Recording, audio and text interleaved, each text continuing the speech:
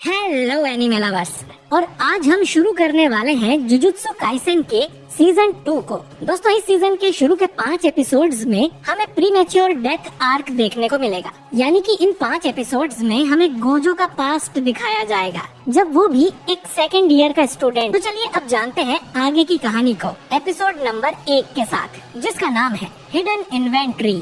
तो दोस्तों, ये कहानी 2006 में शुरू होती है, जब गोजो और गेतो एक ही क्लास में पढ़ते थे। हम गेतो को एक सुनसान गली में जाते हुए देखते हैं, जिसमें कर्स्ड स्पिरिट का साया है, और गर्मी के मौसम में इनकी तादाद कुछ ज्यादा ही बढ़ गई थी। गेतो को गली के अंदर एक कर्स मिलता है, जो कि एक इंसान को खा रहा था।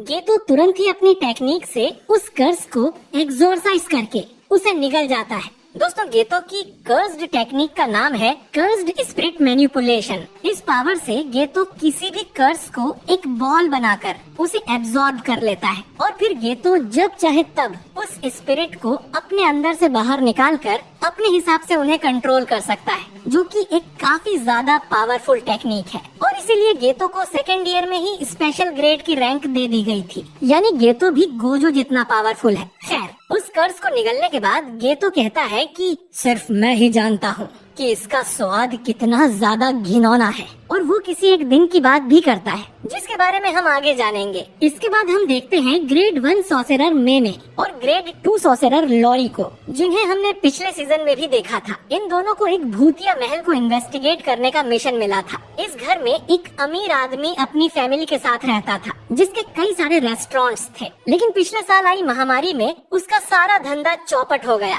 और कर्जे में डूबने की वजह से उसने अपनी फैमिली के साथ खुदकुशी कर ली थी। उसके बाद से ही ये अफवाह फैलने लगी कि वो महल भूतिया है, क्योंकि अब तक इंटरनेट आ गया था। फिर कई सारे स्टूडेंट्स मजे मजे में उस महल के अंदर गए थे, लेकिन वो कभी वापस नहीं लौटे। अब कोई और इसका शिकार ना बने, इसीलिए इन दोनों को वहाँ भेजा जा रहा था। वहाँ पहुँचते ही लॉरी कर्टेन बनाने लगती है। दोस्तों, कर्टेन बनाने से आम लोगों को पता नहीं चलता कि यहाँ क्या चल रहा है, लेकिन मैमे उसे मना कर देती है कि इसकी जरूरत नहीं है, क्योंकि कर्स महल के अंदर है, न कि बाहर। अब ये दोनों उस घर के अंदर जाते हैं और देखते हैं कि यहाँ चारों तरफ कचरा पड़ा था। ये सब देख लॉरी थोड़ी डर जाती है। अब मैंने उसे कहती है कि उन दोनों को अलग अलग फ्लोर पर जाकर खोजबीन करनी चाहिए। वो लॉरी को सेकंड फ्लोर पर भेज देती है। लॉरी वहाँ के सारे कमरे चेक करती है, लेकिन उसमें कुछ नहीं मिलता, और थोड़ी देर बाद वो एक दूसरे के सामने ही आ जाती है, क्योंकि ये सेकंड नहीं बल्कि फर्स्ट फ्लोर ही था। मैंने बताती है कि वो इसी एग्जैक्ट जगह से 3 बार गुजर चुकी है,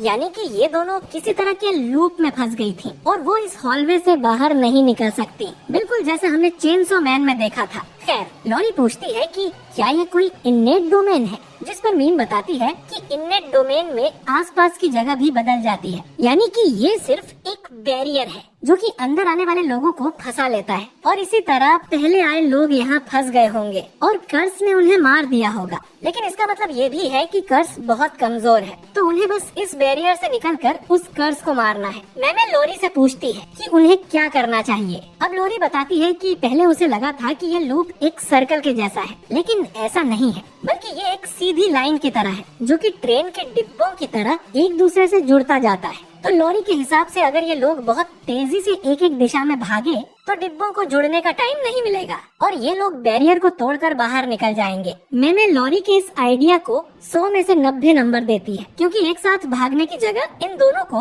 अलग अलग डायरेक्शन में भागना चाहिए, जिससे बैरियर और जल्दी टूट जाएगा। अब ये दोनों ऐसा ही करती हैं, और लॉरी को लगता है कि वो लोग कामयाब हो रही हैं। लेकिन फिर बैरियर के साथ साथ ये पूरा मेंशन भी टूटकर गिरने लगता है, और लॉरी किसी तरह उससे बाहर कूद जाती है। बाहर वो अपने जूनियर गोजो को देखती है, जो कि उसे बचाने आया था। दोस्तों, असल में इन दोनों को बैरियर के अंदर टाइम का पता नहीं लग रहा था, और ये 2 दिन से वहाँ फंसी हुई थी, इसीलिए गोजो और गेतो को इन्हें बचाने यहाँ भेजा गया है। गोजो लॉरी का मजाक उड़ाते हुए कहता है कि रोना बंद करो, अब मैं आ गया हूँ। जो सुन लॉरी गुस्सा हो जाती है, और तभी इस महल का कर्स इसके पीछे प्रकट होता है, जिसके लिए गेतो एक बड़ा सा कर्स बाहर निकालता है, जो कि उस कर्स को अपने मुंह में भर लेता है, ताकि बाद में गेतो उसे भी एब्जॉर्ब कर सके। फिर गेतो भी लॉरी का मजाक उड़ाते हुए कहता है कि गोजो, कमजोरों का मजाक मत उड़ाओ, जिससे लॉरी और ज्यादा गुस्सा हो जाती है। लेकिन यहाँ एक तीसरी स्टूडेंट भी आई हुई थी जिसे देख लॉरी खुश हो जाती है। ये स्टूडेंट शोको है और इसे भी हमने सीजन 1 में देखा था। लॉरी शोको से कहती है कि तुम इन दोनों की तरह बदतमीज मत बन जाना।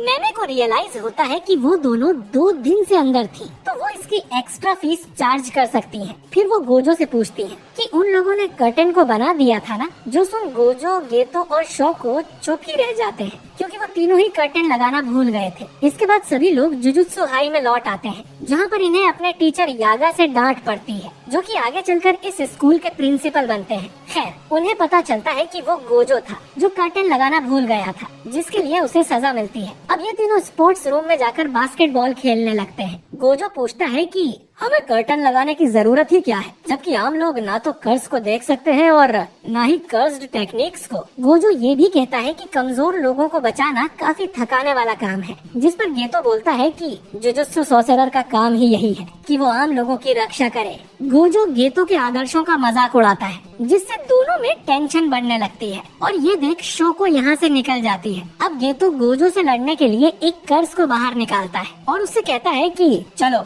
ये मामला बाहर चलकर निपटाते हैं। लेकिन तभी टीचर यागा यहाँ आ जाता है, जिसे देख ये दोनों दिखावा करते हैं कि वो तो बस कसरत कर रहे थे। यागा बताता है कि वो इन दोनों को एक नए मिशन पर भेज रहा है। दोस्तों, सीजन 1 में मैंने बताया था कि स्कूल में 1000 साल का सॉर्सरर है जिसका नाम है मास्टर टेंजन। टेंजन की कर्ज टेक्निक के कारण वो अमर है, लेकिन उसका शरीर फिर भी बूढ़ा होता रहता है और हर 500 साल के बाद उन्हें अपने शरीर को बदलकर टेक्निक को रिफ्रेश करना पड़ता है। अगर वो ऐसा नहीं करते तो उनकी टेक्निक उनके बूढ़े शरीर को चेंज करने लगती है, जिससे वो खुद का कंट्रोल खोकर इंसानियत के लिए खतरा भी बन सकते हैं। और इस बार टेंजन जिसके साथ अपना शरीर मर्ज करने वाला है वो एक लड़की है, जिसे ये लोग स्टार प्लाज्मा वेसल कहते हैं। इनका मर्ज 2 दिन के बाद होगा, तो गोजो और गेतो का काम होगा इस वेसल को सही सलामत यहाँ स्कूल में लेकर आना, क्योंकि उस वेसल की लोकेशन लीक हो गई है और 2 ग्रुप्स हैं जो कि उनके पीछे पड़े हैं। पहला ग्रुप है क्यू, जिसमें कुछ कर्स यूजर्स हैं जो चाहते हैं कि टेंजन इंसानियत के लिए दुश्मन बन जाए,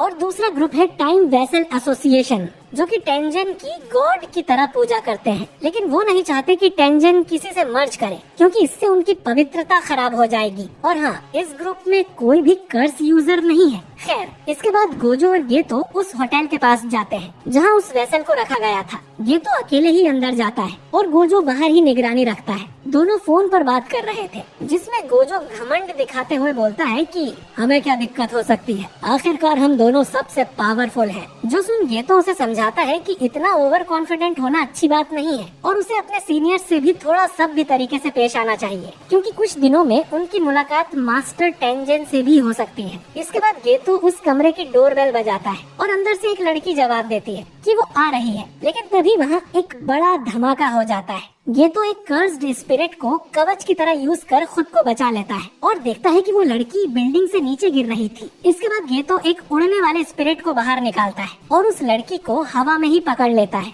ये धमाका क्यू ग्रुप के सोल्जर कोकुन ने करवाया था, पर वो देखता है कि उस लड़की को गेतो ने बचा लिया है। इधर गोजो पर भी एक सोल्जर ढेर सारे चाकू फेंकता है, लेकिन जैसा कि हम जानते हैं कि गोजो के आसपास एक इन्फिनिटी शील्ड है, जिससे गोजो को कुछ भी नहीं होता। ये सोल्जर गोजो को पहचान लेता है क्योंकि उसने गोजो के नाम के काफी चर्चे सुने थे और वो गोजो को लड़ने के लिए चैलेंज करता है। गोजो इसके लिए मान जाता है, लेकिन एक शर्त पर कि वो इस सोल्जर को तब तक नहीं मारेगा जब तक वो उससे रहम की भीख न मांग ले। पास ही की एक बिल्डिंग में हम 2 लोगों को बात करते हुए देखते हैं। इनमें एक आदमी कॉन्ग बताता है कि उनके ग्रुप टाइम वेसल एसोसिएशन में कोई कर्स यूजर नहीं है जो जुजुत्सु सॉर्सरर से लड़ सके, लेकिन उनके ग्रुप के पास पैसा बहुत सारा है और इसीलिए उन्होंने एक कॉन्ट्रैक्ट किलर को हायर किया था उस लड़की को मारने के लिए। कॉन्ग इस किलर को जेनिन नाम से बुलाता है। ये किलर कहता है कि अब उसका नाम जेनिन नहीं है बल्कि फुशिगिरो है और वो उनका ये काम जरूर कर देगा। और ये एपिसोड यहीं पर खत्म हो जाता है। तो दोस्तों, जेनिन और फुशिगिरो नाम सुनकर तो आप समझ ही गए होंगे कि ये आदमी आखिर कौन है, लेकिन स्पॉइलर की खातिर मैं अभी चुप ही रहूंगा।